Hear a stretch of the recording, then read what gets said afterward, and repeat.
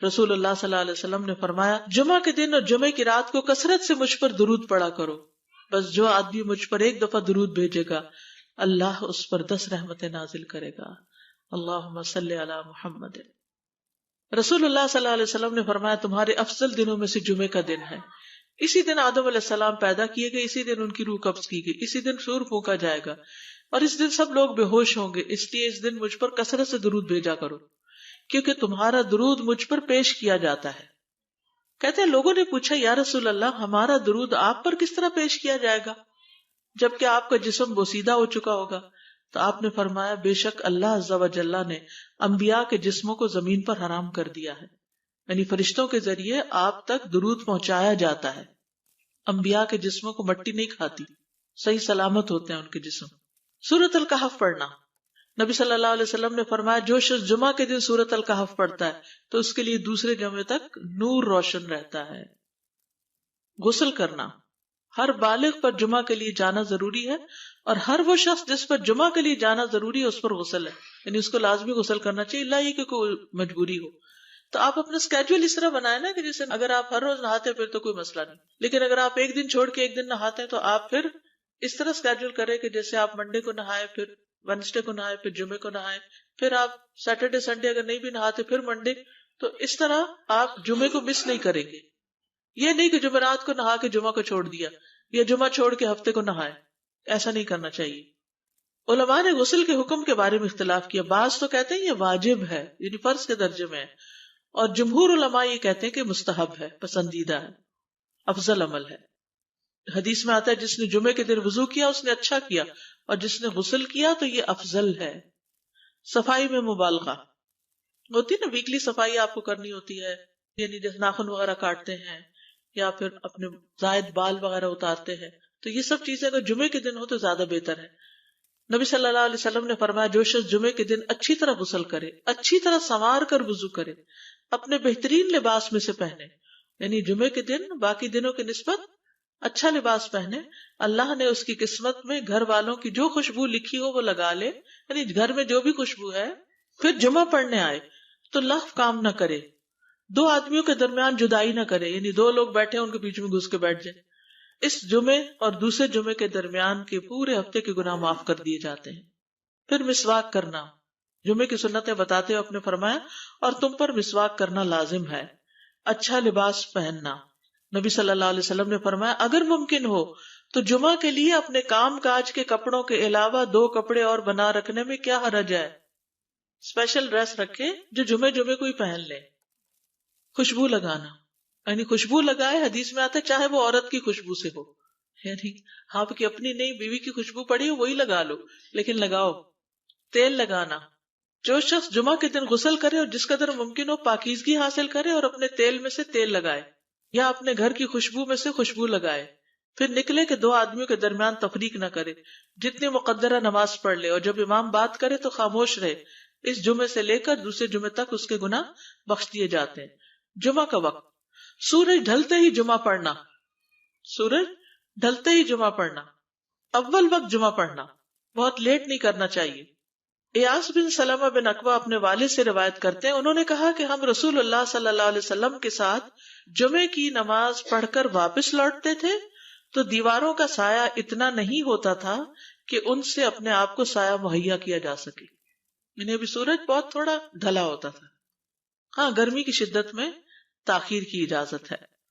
مسجد میں داخلہ، مسجد کی طرف جلدی نکلنا، تحیت المسجد ادا کرنا۔ عمرو بن دینار کہتے ہیں انہوں نے جابر رضی اللہ عنہ کو کہتے ہوئے سنا کہ ایک شخص جمعہ کے دن مسجد میں داخل ہوا اس حال میں کہ نبی صلی اللہ علیہ وسلم خطبہ دے رہے تھے، تو آپ نے فرمایا کیا تم نے نماز پڑھی؟ اس نے کہا نہیں، تو آپ نے فرمایا کھڑے ہو 2 رکعتیں پڑھو۔ اب یہ بڑا اہم مسئلہ ہے، مسجد میں داخل ہو چاہے خطبہ ہو رہا ہو 2 رکعت پڑھے بغیر نہ بیٹھو، ٹھیک ہے؟ اور یہ کیا ہے؟ دراصل تحیت المسجد، یہ جمعے کی سنتیں نہیں ہیں، یہ کیا ہے؟ تحیت المسجد ہے، اور مختصر پڑھی جائیں، یعنی امام جب خطبہ دے رہا ہو تو چاہیے کہ 2 رکعتیں پڑھے اور دونوں میں اختصار کرے۔ نماز سے قبل ہلکا بنانے کی ممانعت، مثلا آپ جلدی چلے گئے تو یہ نہیں کہ ایک گروپ بنا کے آپس میں گپ شپ شروع کر دیں، نہیں، سیدھے ہی لائنوں میں بیٹھیے۔ انتظار کا وقت کیسے گزاریں گے؟ نفل پڑھ کے بیٹھ گئے، ذکر اذکار کریں، قبلے کی طرف رخ کر کے لائنوں میں بیٹھیں، حلقہ نہیں بنائیں، بیٹھ کے خرید و فروخت نہیں کریں، تاخیر سے آنے پہ گردنیں پھلانگ کے نہ آگے جائیں۔ رسول اللہ صلی اللہ علیہ وسلم نے فرمایا ٹیک لگا کے مت کھاؤ، یہ عام ایک ادب بتایا، یعنی اس طرح ٹیک لگا کے نہیں کھاؤ، کھانے کے وقت سیدھے ہو جاؤ۔ چھنے ہوئے آٹے کی روٹی نہ کھاؤ، میدا۔ مسجد میں کوئی جگہ مقرر نہ کرو کہ یہ میری جگہ ہے، آپ کیوں آج یہاں کھڑی ہو گئی، کہ تم اسی میں ہی نماز پڑھو۔ کچھ لوگ ہوتے ہیں نا آ کے مخصوص جگہ ہی پڑھتے ہیں، اگر کوئی اور وہاں ہو جائے ڈسٹرب ہو جاتے ہیں۔ اور جمعہ کے دن لوگوں کی گردنیں نہ پھلانگو، ورنہ اللہ تمہیں قیامت کے دن لوگوں کے لیے پل بنا دے گا۔ کیونکہ بہت اذیت کی بات ہے نا، بیٹھے ہیں لوگ باقاعدہ بعض اوقات کندھوں پہ ہاتھ رکھ کے اس کو تنگ کر اس کو تنگ کر، تو یہ نہیں کرنا چاہیے۔ اگر آپ کو اٹھنا بھی پڑ گیا بیچ میں تو واپسی پہ پیچھے کھڑے ہو جائیے، اگلی لائن مل جائے گی۔ جی یہ تو بہت ضروری بات آپ نے کی کہ جب لوگ مسجد آئے تو پہلی صف میں بیٹھے، یعنی پہلی چھوڑ کے آخری میں بیٹھ جائیں اور پھر لوگ ان کی گردنیں پلانگتے رہیں، دوسروں کے لیے فتنہ بننا۔ جابر بن عبداللہ رضی اللہ عنہ سے روایت ہے کہ جمعے کے دن رسول اللہ صلی اللہ علیہ وسلم خطبہ ارشاد فرما رہے تھے کہ ایک آدمی مسجد میں داخل ہوا، وہ قریب آ کر بیٹھنے کے لیے لوگوں کے اوپر سے گزرنے لگا۔ رسول اللہ صلی اللہ علیہ وسلم نے فرمایا بیٹھ جاؤ، تحقیق تم نے لوگوں کو تکلیف پہنچائی اور دیر سے آئے۔ یہ عربی کے الفاظ بڑے خوبصورت ہیں، اجلس فقد آذیت و آنیت، کتنی جامع زبان ہے یہ، اجلس فقط آذیت، تو نے اذیت دی، و آنیت، اور دیر سے آئے۔ ہاں تو اس سے منع کیا گیا۔ کسی کو اس کی جگہ سے نہ اٹھانا۔ جابر رضی اللہ عنہ نبی صلی اللہ علیہ وسلم سے روایت کرتے ہیں، آپ نے فرمایا تم میں سے کوئی شخص جمعہ کے دن اپنے بھائی کو کھڑا نہ کرے کہ پھر دوسری طرف سے آ کر اس کی جگہ پہ خود بیٹھ جائے، بلکہ جو آئے وہ کہے جگہ کشادہ کرو، ہمارے لیے بھی جگہ بناؤ، یہ کہے۔ خطبہ جمعہ اور اس کے آداب۔ خطبہ جمعہ کی اہمیت، جب اذان ہو جائے تو کیا کرے انسان؟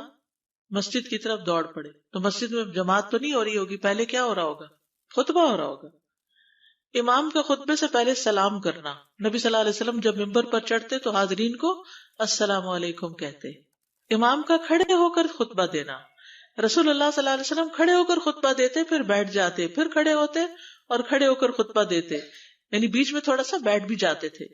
جس نے تمہیں یہ خبر دی کہ آپ بیٹھ کر خطبہ دیتے تھے تو تحقیق اس نے جھوٹ بولا، بس یقیناً اللہ کی قسم میں نے آپ کے ساتھ 2000 سے زائد نمازیں پڑھی ہیں، یعنی جن میں بہت سے جمعے بھی آئے ہیں، تو ایسا کچھ نہیں۔ امام کو 2 خطبے دینا، یعنی کھڑے تھے پہلے، پھر ذرا بیٹھ گئے، پھر دوسری دفعہ اٹھے تو یہ 2 خطبے ہو گئے۔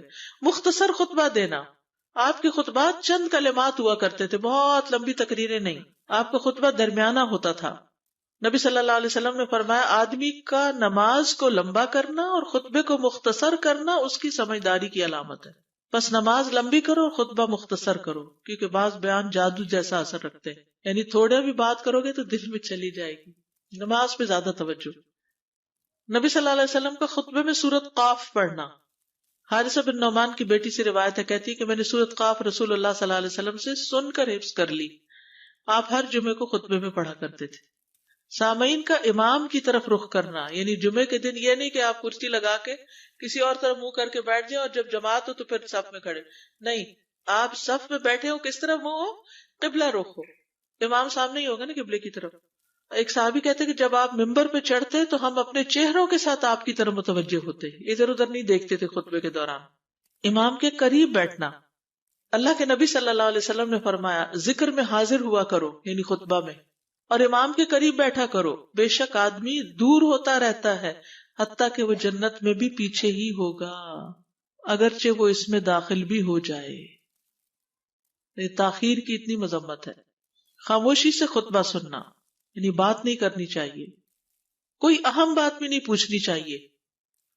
ابن مسعود سے روایت ہے کہ انہوں نے ابی ابن کعب سے قرآن کی کسی آیت کے بارے میں سوال کیا جبکہ اللہ کے نبی خطبہ دے رہے تھے، تو انہوں نے اعراض کیا اور کوئی جواب نہ دیا۔ پھر جب آپ نے نماز پڑھائی تو ابی کہنے لگے تمہارا جمعہ ہی نہیں ہوا۔ تو ابن مسعود نے رسول اللہ صلی اللہ علیہ وسلم سے پوچھا تو آپ نے فرمایا ابی نے سچ کہا، کوئی بات کرنے کی اجازت نہیں، یہ کہنے کی بھی کہ چپ ہو جاؤ یہ بھی اجازت نہیں۔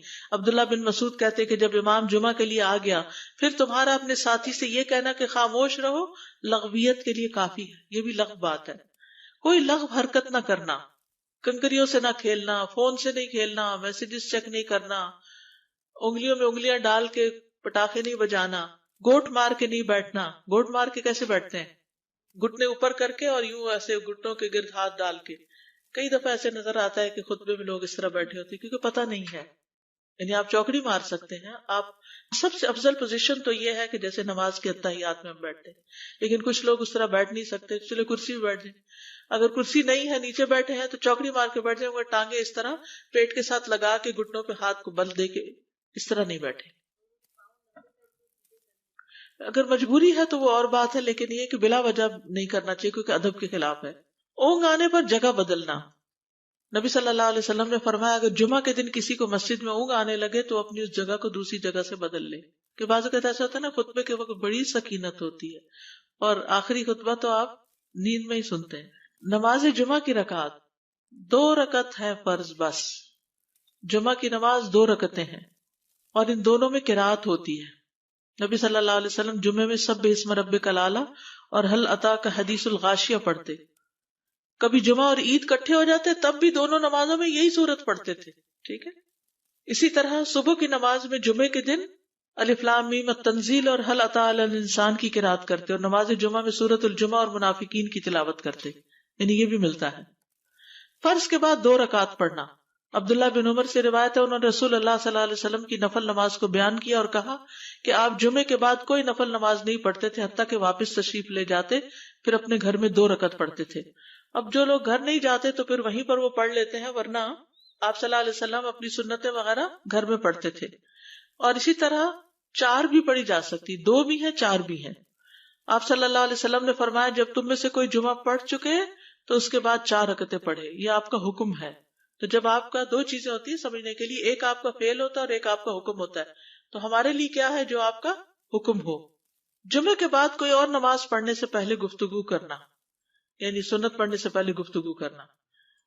اسما بن مالک سے مرفوعاً روایت ہے کہ جب تم میں سے کوئی آدمی جمعہ کی نماز پڑھے تو اس کے بعد اس وقت تک کوئی نماز ادا نہ کرے جب تک کسی سے کلام نہ کرے یا اس جگہ سے نکل نہ جائے. پہلے منع تھا، اب کوئی نہ کوئی بات کر لینی چاہیے. نہیں سمجھ آئی؟ یعنی جمعہ پڑھ لیا آپ نے اور پھر کسی سے آپ سلام دعا کر لیں، اس کے بعد سنت پڑھیں یا نفل جو بھی. ٹھیک ہے. اور گھر جانا ہے تو گھر جا کے پڑھیں، اور اگر گھر نہیں جانا کام پہ جانا ہے تو ادھر ہی پڑھ کے چلے جائیں. کتنا پیارا ہے ہمارا دین کہ اتنا لمبا بھی چپ کا روزہ نہیں رکھوایا. بالکل. عاصم سے روایت ہے، وہ ابو قلابہ سے نقل کرتے ہیں میں نے ان کے ساتھ جمعہ کی نماز پڑھی. جب میں نے اپنی نماز پوری کر لی انہوں نے میرے ہاتھ کو پکڑا اور میری جگہ پر کھڑے ہوئے اور مجھے اپنی جگہ پہ کھڑا کیا. وہ جو ہم چینج کرتے ہیں نا جگہ، وہ اس کی بات ہو رہی ہے. یعنی جمعے کے بعد کوئی اور نماز پڑھنے سے پہلے بات بھی کر لینا، جگہ بھی تبدیل کرنا. لیکن اگر کچھ لوگ پہلے سے ہی آپ کی سنتیں شروع کر چکے اور کوئی چینج کرنے والا نہیں تو پھر پڑھ لیجئے. یعنی یہ مستحب اعمال ہے، ان میں ایسا نہیں کہ کوئی گناہ لازم ہو جائے گا، لیکن افضل یہ ہے، افضل سے اجر زیادہ ہو جاتا ہے. جمعہ کے دیگر احکام. 1 رکعت پانے پر بھی جمعہ ادا ہو جاتا ہے. یعنی اگر کسی کو رش مل گیا، پارکنگ نہیں ملی اور 1 رکعت میں بھی پہنچ گیا تو جمعہ ہو گیا. امام سے دعا کا کہنا. انس کہتے ہیں کہ ایک سال نبی صلی اللہ علیہ وسلم کے عہد میں لوگ قحط میں مبتلا ہوئے. جمعہ کے دن میں نبی صلی اللہ علیہ وسلم کے خطبہ پڑھنے کے دوران میں ایک اعرابی کھڑا ہو گیا. کہا یا رسول اللہ، مال تباہ ہو گئے، بچے بھوکے مرنے لگے، اس لیے آپ اللہ سے ہمارے حق میں دعا کیجیے. آپ نے اپنے دونوں ہاتھ اٹھائے. اس وقت آسمان پر بادل کا ایک ٹکڑا بھی نہیں تھا. قسم ہے اس ذات کی جس کے ہاتھ میں میری جان، آپ نے ہاتھ اٹھائے بھی نہیں تھے کہ پہاڑوں کی طرح بادل کے بڑے بڑے ٹکڑے امڑ آئے. یہ معجزہ ہے آپ کا، آپ کی دعا قبول ہو گئی. پھر آپ ممبر سے ابھی اترے نہیں تھے کہ میں نے آپ کی داڑھی پر بارش کے قطروں کو ٹپکتے ہوئے دیکھا. اس دن خوب بارش ہوئی. پھر دوسرے دن، تیسرے، چوتھے، حتیٰ کہ دوسرے جمعے تک سلسلہ جاری رہا. دوسرے جمعے وہی عربی یا کوئی اور کھڑا ہو گیا اور کہا یا رسول اللہ، چھتیں گر گئی، مال ڈوب گیا، اس لیے آپ ہمارے لیے اللہ سے دعا کیجیے.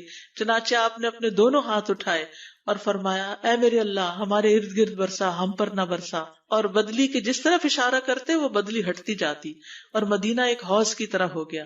وادی کنات 1 مہینے تک بہتا رہا.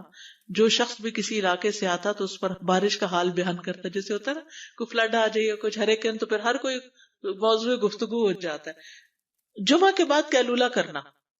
انس کہتے ہیں کہ ہم لوگ جمعہ کے دن سویرے نکلتے اور جمعہ کی نماز کے بعد قیلولہ کرتے تھے، جمعہ کے بعد کھانا کھانا. سہل کہتے ہیں کہ ہم نہ تو قیلولہ کرتے نہ دوپہر کا کھانا کھاتے مگر جمعے کے بعد. لنچ کب ہے؟ جمعے کے بعد. جمعے کو قیام و سیام کے لیے خاص کرنے کی ممانعت ہے، یعنی اس دن کی رات کو شب جمعہ منانا کہ اس رات پوری عبادت کریں گے، یہ سنت سے ثابت نہیں. ٹھیک ہے. اور دن کو روزے کے لیے خاص کرنا یہ بھی سنت سے ثابت نہیں، الا یہ کہ کوئی معمول کا روزہ رکھتا ہے، ایام 20 کا روزہ ہے تو وہ اور بات ہے. ابو ہریرہ سے روایت ہے کہ میں نے رسول اللہ صلی اللہ علیہ وسلم کو فرماتے ہوئے سنا، تم میں سے کوئی شخص جمعہ کے دن روزہ نہ رکھے مگر یہ کہ اس کے ایک دن پہلے یا اس کے بعد کا دن ملا کر روزہ رکھے. جمعہ کے دن خرید و فروخت کی ممانعت ہے. جمعہ کے دن جب نماز کے لیے پکارا جائے تو اس وقت اللہ نے خرید و فروخت سے منع کیا ہے. وَذَرُوا الْبَيْعَ، اس دن کاروبار حرام ہے. اور یہ جمعے کی دوسری اذان کے ساتھ تعلق رکھتا ہے، یعنی صبح صبح کام کر سکتے ہیں لیکن اذان ہوتے ہی چھوڑ دیں، اور جب پھر جمعہ سے فارغ ہو جائے تو دوبارہ دکان پہ جا کے بیٹھ جائیں. جابر بن عبداللہ کہتے ہیں کہ نبی صلی اللہ علیہ وسلم جمعہ کے دن خطبہ ارشاد فرما رہے تھے کہ مدینہ میں ایک تجارتی قافلہ آیا. رسول اللہ صلی اللہ علیہ وسلم کے صحابہ اس کی طرف لپک پڑے اور آپ کے پاس مسجد میں صرف 12 آدمی بچے. تو رسول اللہ صلی اللہ علیہ وسلم نے یہ صورت دیکھ کر فرمایا، اس ذات کی قسم جس کے ہاتھ میں میری جان ہے، اگر تم سارے کے سارے چلے جاتے اور کوئی بھی باقی نہ بچتا تو اس وادی میں آگ بہ پڑتی. یعنی اتنا بڑا جرم ہے یہ. پھر یہ آیت نازل ہوئی، وَإِذَا رَأَوْا تِجَارَةً أَوْ لَهْوًا انفضوا إِلَيْهَا وَتَرَكُوكَ قَائِمًا، جب وہ کوئی سودا بکتا دیکھیں یا کوئی تماشا نظر آ جائے تو اس کی طرف دوڑ جاتے اور آپ کو کھڑا ہی چھوڑ دیتے ہیں. راوی کہتے ہیں جو 12 آدمی رسول اللہ صلی اللہ علیہ وسلم کے ساتھ رہے ان میں ابو بکر اور عمر رضی اللہ عنہ بھی شامل تھے. جمعے کے دن قبولیت کی گھڑی ہوتی ہے، اس وقت اللہ سے بھلائی مانگنی چاہیے. رسول اللہ صلی اللہ علیہ وسلم نے فرمایا، جمعے کے دن میں ایک گھڑی ایسی ہے کہ کوئی مسلمان اللہ سے کسی خیر کا سوال کرتے ہوئے اس کی موافقت نہیں کرتا مگر اللہ اسے وہی خیر عطا کر دیتا ہے. فرمایا یہ ایک چھوٹی سی گھڑی تھوڑی دیر کے لیے ہوتی ہے اور یہ ہر جمعے کو ہوتی ہے. ٹھیک ہے. اور خصوصاً نماز میں بھی اگر کوئی دعا کر رہا ہوتا ہے نا انسان تو وہ بھی قبول ہو جاتی ہے. نماز میں دعا کہاں ہوتی ہے؟ شروع میں ہوتی ہے، رکوع میں ہوتی ہے، سجدے میں ہوتی ہے، تشہد میں ہوتی ہیں. تو اگر یعنی جمعہ پڑھ رہے ہیں اور بیچ میں دعائیں آ گئی ہیں تو ہو سکتا وہی گھڑی آ گئی ہو اور آپ کی دعا قبول ہو جائے. اور یہ تورات میں بھی اس کا ذکر تھا. ابو ہریرہ رضی اللہ عنہ کہتے ہیں کہ رسول اللہ صلی اللہ علیہ وسلم نے فرمایا، بہترین دن جس میں سورج طلوع ہوتا ہے جمعہ کا دن ہے. اس دن میں ایک گھڑی ایسی ہے کہ نماز کی حالت میں اگر کوئی مسلمان بندہ اللہ عز و جل سے کچھ طلب کرے تو وہ اس کو ضرور دیتا ہے. کعب نے کہا ایسا سال میں ایک مرتبہ ہوتا ہے؟ تو میں نے کہا نہیں بلکہ ہر جمعہ کو ہوتا ہے. کہتے ہیں پھر کعب نے تورات پڑھی تو کہا نبی صلی اللہ علیہ وسلم نے سچ فرمایا. ابو ہریرہ رضی اللہ عنہ کہتے ہیں کہ میں بعد میں عبداللہ بن سلام سے ملا اور ان سے اپنی اور کعب کی مجلس کا بتایا تو عبداللہ بن سلام رضی اللہ عنہ نے کہا میں جانتا ہوں وہ گھڑی کب آتی ہے. ابو ہریرہ نے کہا مجھے بھی بتائیے. انہوں نے کہا وہ جمعہ کے دن میں آخری گھڑی ہے. میں نے کہا یہ جمعے کے دن کی آخری گھڑی کیسے ہو سکتی ہے، حالانکہ رسول اللہ صلی اللہ علیہ وسلم نے فرمایا جو مسلمان بندہ اس کو نماز پڑھتے ہوئے پائے. اس وقت میں کوئی نماز نہیں پڑھی جاتی. تو عبداللہ بن سلام نے کہا کیا رسول اللہ صلی اللہ علیہ وسلم نے یہ نہیں فرمایا جو شخص نماز کے انتظار میں بیٹھا رہے وہ گویا نماز ہی کی حالت میں ہے حتیٰ کہ نماز پڑھ لے. کہتے ہیں میں نے کہا ہاں. تو انہوں نے کہا بس یہی ہے، یعنی اس وقت کیا کرنا چاہیے، آخری گھڑی میں وضو وغیرہ کر کے مغرب کی نماز کے انتظار میں بیٹھ کے دعائیں کریں، اذان ہو تو نماز پڑھ لیں. عصر کے بعد سے مغرب تک کا وقت ہے. انس بن مالک سے روایت ہے کہ نبی صلی اللہ علیہ وسلم نے فرمایا جمعہ کے دن اس گھڑی کو جس میں دعا کی قبولیت کی امید کی جاتی ہے عصر سے لے کر سورج ڈوبنے تک کے درمیان تلاش کرو اور دن کی آخری گھڑی ہے. تو اللہ سبحانہ وتعالی ہمیں اس دن کی برکتوں سے فائدہ اٹھانے کی توفیق عطا فرمائے.